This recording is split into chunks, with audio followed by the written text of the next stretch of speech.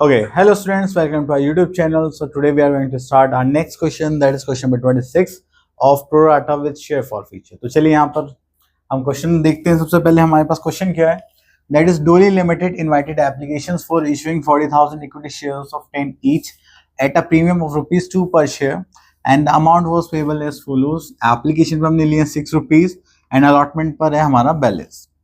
In applications for 50,000 shares were received. तो देखिए हमारे पास देने के लिए कितने अलॉटेड शेयर्स अलॉट करने के लिए हमारे पास 40,000 है और शेयर्स की एप्लीकेशन रिसीव हुई है 50,000.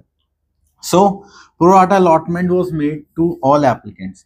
मतलब अब हम यहाँ पे एक क्या लेंगे, प्रोपोर्शन लेंगे जिसमें 50,000 वाले शेयर होल्डर्स को कितना देंगे, 40,000 देंगे. मतलब 5:4 का रेशियो हो जाएगा. ठीक है, चलिए. Excess money received on application was adjusted towards sum due on allotment. Okay, जो भी एक्सेस मनी होगी हम एडजस्ट कर देंगे.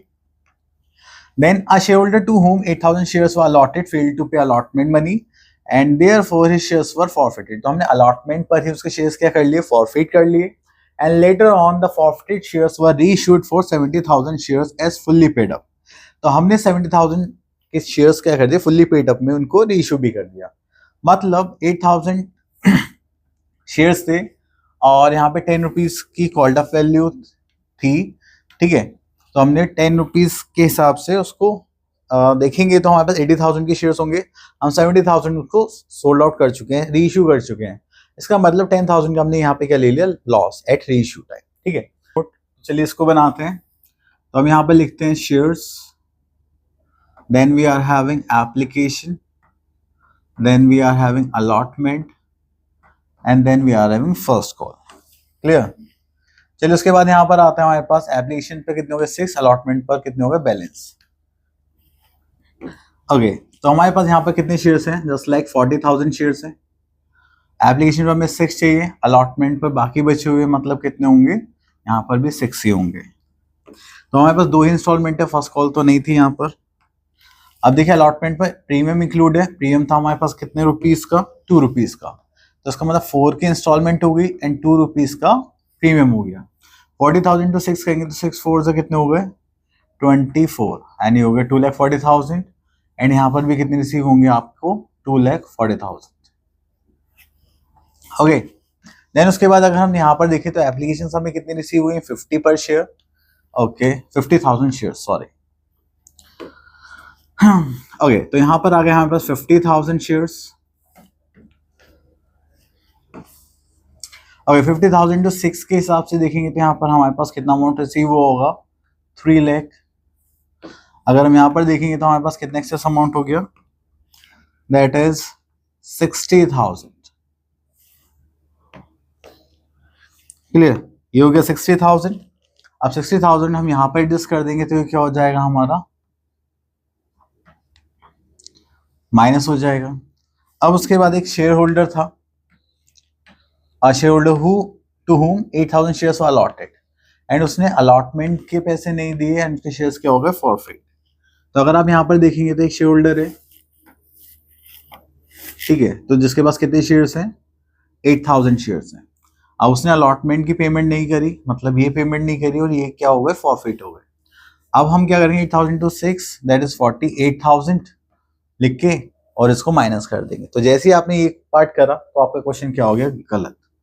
ऐसा क्यों गलत हो गया, क्योंकि देखिए यहाँ पे हमने प्रो राटा एडजस्टमेंट करी है, तो इसका मतलब जितने इसको हमने अलॉट करने उतने उसने अप्लाई तो नहीं करे होंगे. तो इसका मतलब इसने कुछ ज्यादा शेयर्स के लिए अप्लाई करा होगा. सेकंड थिंग, ये जो 60,000 एक्सेस मनी यहाँ पे एडजस्ट करी है और इस 60,000 में इसका ये जो शेयर होल्डर है इसका भी तो कुछ शेयर होगा. अगर बाई चांस आप किसी को 200 या 300 रुपये एडवांस दे देते हैं, मान लीजिए मैं ट्यूशन पढ़ाता हूँ, मेरी फीस है 1,500, ठीक है, किसी ने 1,400 मान लीजिए और किसी ने मुझे 1,500 दे दिए या 1,500 दे दिए एंड उसके बाद नेक्स्ट मंथ में मैंने कहा कि आप चेंज नहीं है, बाद में ले लेना या फिर नेक्स्ट मंथ में एडजस्ट कर लेना. तो नेक्स्ट मंथ में आप मुझे 1,500 देंगे या फिर 100 रुपीज माइनस करके देंगे, ऑफ कोर्स 100 रुपीज माइनस करके देंगे. तो ऐसे ही ये जो शेयर होल्डर है ये भी तो कुछ अमाउंट कम करके देगा. अब इसका कितना एक्सेस अमाउंट हमारे पास आया हुआ है वो हमें निकालना पड़ेगा. उस अमाउंट को निकालने के लिए हमें क्या करनी पड़ेगी, प्रो राटा कैलकुलेशन. ठीक है, चलिए उस प्रो राटा कैलकुलेशन को करते हैं हम पहले. ओके, तो वो करने के लिए हमें ये जो शेयर्स गिवन है क्या गिवन है, अलॉटेड, तो हमें यहाँ पर क्या निकालना पड़ेगा, अप्लाइड शेयर्स। तो अप्लाइड शेयर्स निकालने, तो इसका जो फॉर्मूला था हमने डिसाइड करा था, total applied shares upon total allotted shares into allotted.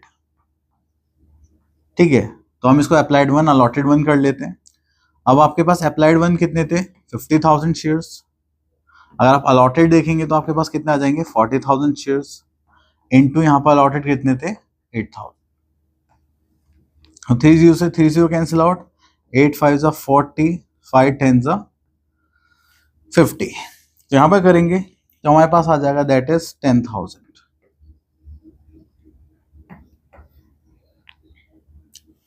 ठीक है, चलिए इतना करने के बाद फिर हमारे पास आ गया अप्लाइड शेयर्स। ओके, अब अप्लाइड शेयर्स में देखेंगे, अब अप्लाइड शेयर्स में हमने यहाँ पे देखा, ओके, ये जो शेयर होल्डर है इसने अप्लाई करा था 10,000 शेयर्स के लिए। ओके, तो यहाँ पे अप्लाइड शेयर्स थे इनके 10,000, अलॉटेड शेयर्स कितने थे, 8,000, एक्सेस कितने हो गए,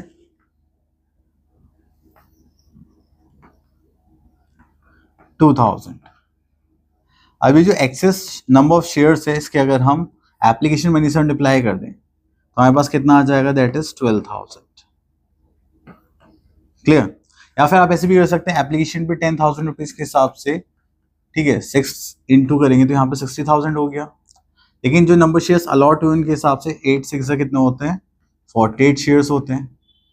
अब माइनस करेंगे तो यहाँ पर भी आपका कितना आ जाएगा, एक्सेस मनी 12,000।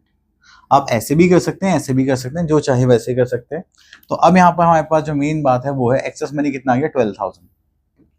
इसका मतलब जो 60,000 अमाउंट है यहाँ पर इस शेयर होल्डर का एक्सेस मनी कितना आया हुआ है, 12,000, जिसको हम बॉक्स में लिखेंगे क्योंकि ये आगे भी हमें काम आएगा। अब 8 6 कितने होते हैं, 48। 48 में से 12 माइनस करेंगे तो यहाँ पे कितना हो जाएगा, 36,000। ठीक है, चलिए उसके बाद यहाँ चलते हैं।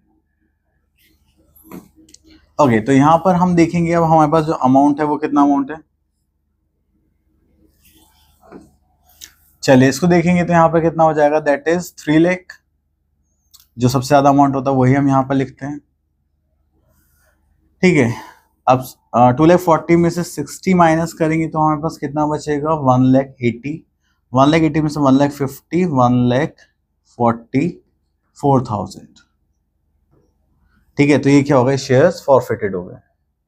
तो अब यहाँ पर हम एक चीज और कर लेते हैं, जस्ट लाइक 8,000 टू 6 या 4 या 2। अब हमें यहाँ पर देखना है कि कितना अमाउंट हम रिसीव कर चुके हैं except premium, that is 4 into 8। 8 4 से कितना हो जाएगा, 32,000 आपको ऑलरेडी एप्लीकेशन पे रिसीव हो चुके हैं, 12,000 ये हो गए। ठीक है, तो शेयर फॉर फीचर अमाउंट में हम इन दोनों का सम करके लिखते हैं जो हमने बॉक्स में यहाँ एंटर करें। तो चलिए पहले हम रिसीव की एंट्री बनाते हैं, फिर ट्रांसफर की, फिर due receive, then for feature और रेशियो। चलिए करते हैं। तो सबसे पहले हम रिसीव की एंट्री बनाते हैं। यहाँ पर हम एंट्री क्या बनाएंगे, bank account debit to share application account. ठीक है, तो यहाँ पर कितना आ गया, 3 लाख, और यहाँ पे भी कितना आ गया, 3 लाख। ठीक है, चलिए उसके बाद हम सेकेंड एंट्री देखते हैं, ट्रांसफर की एंट्री। तो देखिए यहाँ पर आ जाएगा share application account debit to share capital account. ठीक है, to share allotment account, to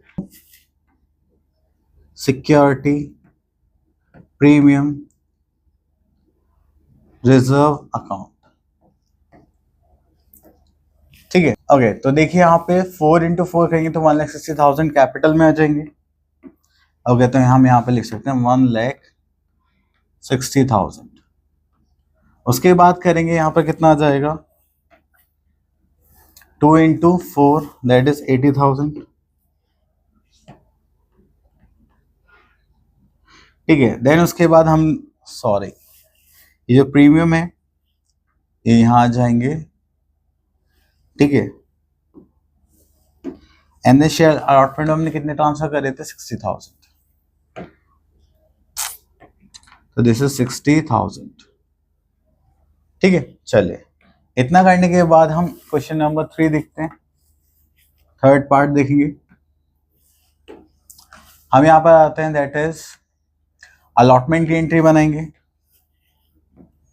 तो यहाँ पर आता है हमारे पास शेयर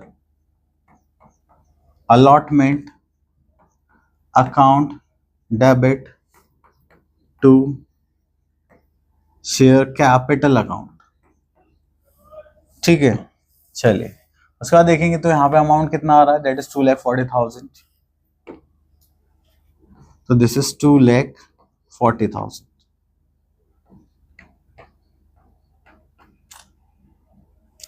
ठीक है। उसके बाद हम आगे चलते हैं, तो यहाँ पर आता है हमारे पास फोर्थ एंट्री जो हम रिसीव की बनाएंगे।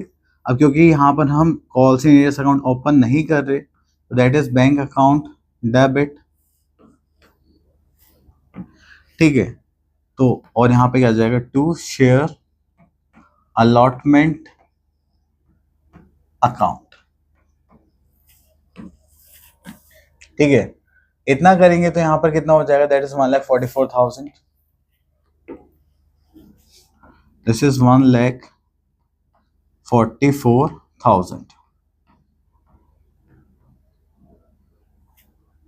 अब उसके बाद हमने शेयर्स फॉरफीट करें, तो देखिए फॉरफीचर का अमाउंट अगर हम यहाँ पर देखें, तो अगर मैं यहाँ पे साइड में निकालूं तो शेयर फॉरफिटेड अमाउंट कौन सा हो जाएगा, 32, तो ये हो गए हमारे जो बॉक्स में, एंड 12,000 ये हो गए हमारे।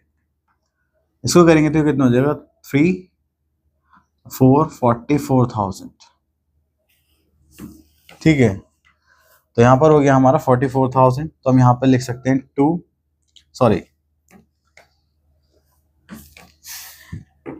ओके। अब हमें यहाँ पे बनानी शेयर फॉरफिटेड एंट्री। तो सबसे पहले हम यहाँ पर क्या लिखेंगे, तो हम यहाँ पे लिखेंगे शेयर कैपिटल अकाउंट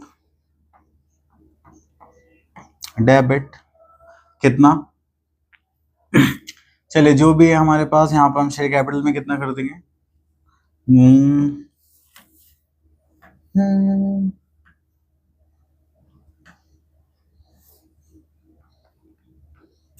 चलिए शेयर कैपिटल में अगर हम यहाँ करेंगे तो हमारे पास कितना होगा, 8,000 इंटू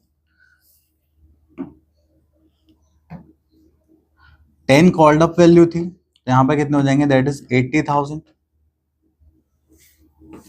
देन उसके बाद आता है हमारे पास, ठीक है, सिक्योरिटी वेव हमें रिसीव हो चुका है, तो उसको हम क्या करेंगे, छोड़ देंगे। देन उसके बाद हमारे पास यहाँ पर आ गया टू शेयर फॉरफिटेड अकाउंट, तो हमने अभी ऐड करा तो कितना आ गया था, आई थिंक 44,000 आ गया था। देन उसके बाद कौन सी कॉल के पैसे हमें रिसीव नहीं हुए थे, तो हमें अलॉटमेंट मनी रिसीव नहीं हुई, तो हम यहाँ पे लिखेंगे टू शेयर अलॉटमेंट अकाउंट, तो वो कितना था हमारा, 36,000 बैलेंस था। अब देखिए दोनों टोटल करेंगे तो इक्वल आ रहा है, दैट मीन्स हमने एंट्री सही बनाई है। अब ये जो फॉरफिटेड शेयर्स थे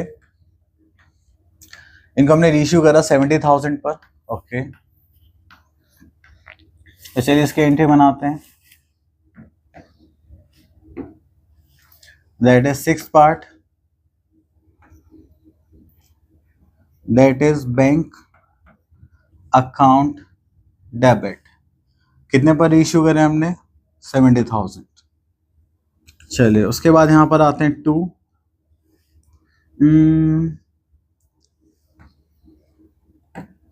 शेयर कैपिटल, तो हमारे पास जो शेयर्स थे उनकी वैल्यू कितनी थी,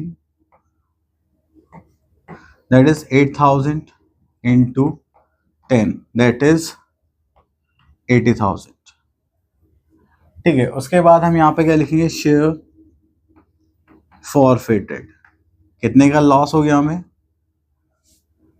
यहाँ पे हमें सीधा सीधा इसका डिफरेंस ही लेना पड़ेगा, तो ये आ गया 10,000, ठीक है। उसके बाद हम चलते हैं यहाँ पर, ओके। तो देन उसके बाद हम आते हैं यहाँ पे 7th एंट्री पर। देन देखिए हो गया 80,000, ये हो गया 44,000, हमें यहाँ पर प्रॉफिट हुआ था कितने का हुआ था 44,000, लॉस कितने का हुआ 10,000।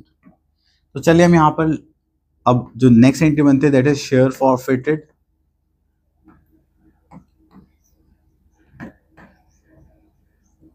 Share forfeited account debit to capital reserve. ठीक है, तो अगर हम यहाँ पर डिफरेंस निकालेंगे दैट इज 44,000 माइनस 10,000 करेंगे तो हमारे पास कितना आ जाएगा दैट इज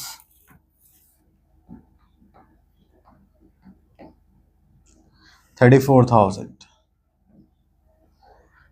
ठीक है, तो यहाँ पर आता है हमारे पास दैट इज 34,000।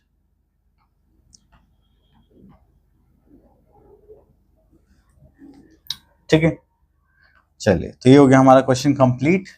तो इसी टाइप से हमें यहाँ पे एंट्रीज बनानी होती है, क्वेश्चन को समझना होता है।